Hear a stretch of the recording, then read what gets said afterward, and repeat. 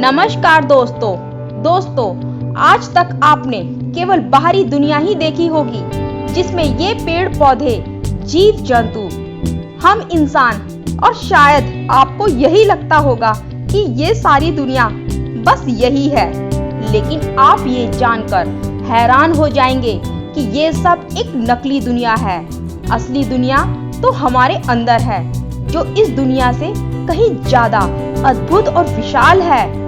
आपने अभी तक केवल 7 समुंदर, 7 रंग, 7 ऋषि, 7 सुरों, 7 जन्मों, 7 दिन और 7 महाद्वीपों के बारे में सुना था। लेकिन आज मैं आपको उन 7 शरीरों और 7 चक्रों के रहस्य के बारे में बताने वाली हूँ, जो हमारे शरीर के 7 तलों पर स्थित है। मनुष्य के 7 शरीर कौन कौन से हैं और शरीर के 7 चक्र कौन कौन से हैं? तो पहले बात करते हैं मनुष्य के 7 शरीर कौन कौन से हैं। भौतिक शरीर पहला, दूसरा है भाव शरीर, तीसरा है सूक्ष्म शरीर, चौथा है मनस शरीर और 5वां है आत्मिक शरीर और 6ठा है ब्रह्मा शरीर और 7वां है निर्वाण शरीर। मैं आपको इन 7 शरीर के बारे में बताऊंगी। अब बात आती है उन 7 चक्रों के बारे में जो शरीर के अंदर है। पहला है मूलाधार चक्र, दूसरा है स्वादिष्ठान चक्र, तीसरा है मणिपुर चक्र, चौथा है अनाहत चक्र, 5वां है विशुद्धि चक्र और 6ठा है आज्ञा चक्र और सबसे आखिरी चक्र है सहस्त्रार चक्र। यूं समझो कि हमारा शरीर एक 7 मंजिल इमारत है। 7 तलों पर एक एक शरीर है जो 7 अलग अलग चक्रों से जुड़े हुए हैं। इन 7 शरीरों की ऊर्जा इंगला, पिंगला और सुषुम्ना, इन 3 मुख्य नाड़ियों के माध्यम से इन 7 चक्रों से होकर गुजरती है। सभी चक्रों की अलग अलग शक्तियां हैं। चलो आओ इन 7 शरीरों और 7 चक्रों को विस्तार से समझते हैं। पहला, भौतिक शरीर। हमारा यह शरीर हाड़ मांस का बना हुआ है। इस शरीर का निर्माण प्रकृति के 5 तत्वों से हुआ है: अग्नि, जल, पृथ्वी, वायु और आकाश से, जिसे हम भोजन के रूप प्रकृति के विभिन्न स्रोतों से ग्रहण करते हैं। इस शरीर की प्रकृति भूख, भोग, विलास और निद्रा की है।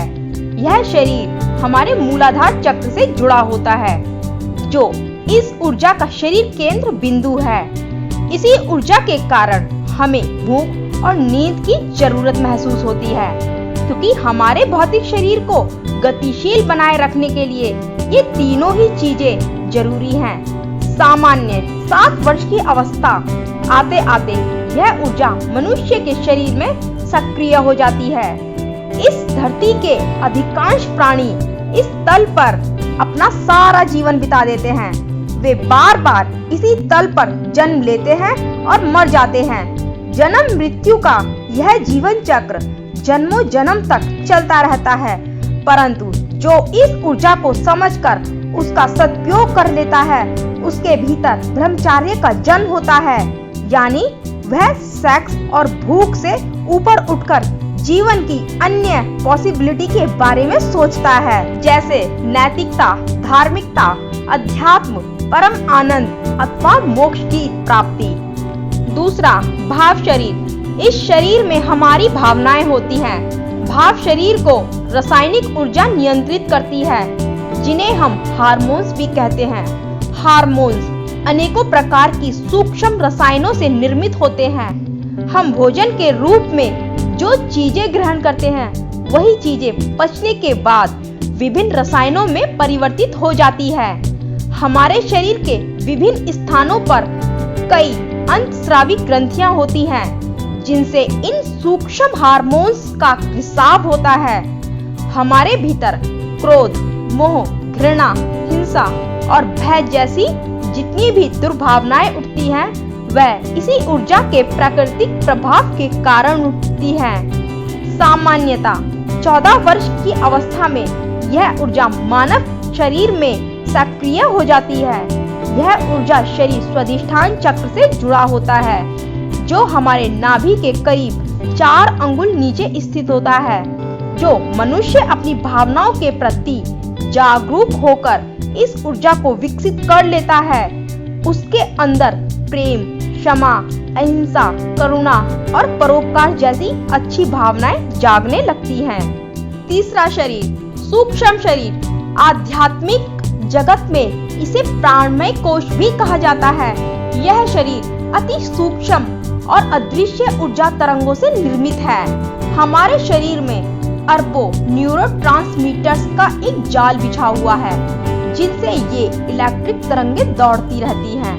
यह शरीर मणिपुर चक्र से जुड़ा हुआ है, जो नाभि के केंद्र में स्थित होता है। इसी ऊर्जा के प्रभाव से ही हमारे मन में तरह तरह के संदेह और विचार उत्पन्न होते हैं। परंतु जो मनुष्य इस ऊर्जा को, इसके उच्चतम संभावना को विकसित कर लेता है, उसके अंदर श्रद्धा, विश्वास और संकल्प शक्ति उत्पन्न हो जाती है। चौथा शरीर, मनस शरीर। अध्यात्म में इसे मनोमय कोश भी कहा जाता है। इस तल तक बहुत कम मनुष्य ही पहुंच पाते हैं। यह ऊर्जा शरीर अनाहत चक्र से जुड़ा हुआ है, जो हमारे हृदय में स्थित है। इसी ऊर्जा के प्रभाव से हमारे भीतर स्वप्न शक्ति और कल्पना शक्ति उत्पन्न होती है। इसी ऊर्जा के प्रभाव से हम हमेशा सपने और कल्पनाओं में खोए रहते हैं। परंतु जो मनुष्य संयम, समझ अथवा साधना के द्वारा इस ऊर्जा को सबसे अधिक संभावनाओं तक विकसित कर लेता है, उनके अंदर बिल्कुल साफ इमेजिनेशन और अद्भुत विचार कला उत्पन्न हो जाती है। इस संसार में जितने भी महान वैज्ञानिक, चित्रकार, गीतकार अथवा आविष्कारक हुए हैं, वे इसी ऊर्जा के विकास के कारण हुए हैं। स्वामी विवेकानंद, अल्बर्ट आइंस्टीन और निकोला टेस्ला इत्यादि इसके सर्वश्रेष्ठ उदाहरण हैं। हठयोग अथवा अन्य युक्तियों द्वारा इस ऊर्जा को इसके सबसे ऊंची पॉसिबिलिटी तक विकसित करके कई अद्भुत चमत्कारी सिद्धियां भी हासिल की जा सकती हैं। पांचवा शरीर, आत्मिक शरीर। यह हमारे शरीर विशुद्धि चक्र से जुड़ा होता है, जो हमारे गले के कंठ में स्थित है। इस तल पर पहुंचते ही मनुष्य के अंदर सभी प्रकार के लेन देन और अहंकार मिट जाते हैं और उसे अपने आत्म स्वरूप का बोध होता है। इस शरीर में अब वह मनुष्य नहीं रह जाता, बल्कि एक देव स्वरूप हो जाता है। परम आनंद इस शरीर की प्रकृति है, इसलिए इस शरीर में सारे सुख दर्द समाप्त हो जाते हैं और वह केवल आनंद ही आनंद का अनुभव करता है। इसके पश्चात वह पुनः मनुष्य के रूप में संसार में जन्म नहीं लेता। हालांकि वह खुद चाहे तो अपनी मर्जी से संसार में वापस आ सकता है। इस तल तक पहुंचना सामान्य मनुष्य के लिए बहुत कठिन है। कई वर्षों के निरंतर अभ्यास और साधना के बाद भी संसार में कुछ गिने चुने लोग ही इस शरीर को उपलब्ध हो पाते हैं। ब्रह्म शरीर, छठा शरीर। यह शरीर हमारे आज्ञा चक्र से जुड़ा हुआ है। इस स्तर तक आते ही मनुष्य ब्रह्म ज्ञान को उपलब्ध हो जाता है। अब वह कह सकता है कि मैं ईश्वर हूँ। उसके पास समस्त ईश्वरीय शक्तियाँ आ जाती हैं। अब वह चाहे तो अपनी इच्छा अनुसार नई सृष्टि की रचना भी कर सकता है।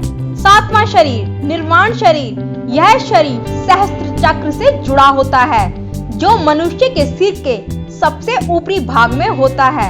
आप नवजात शिशुओं के सिर पर उस स्थान को आराम से देख सकते हैं।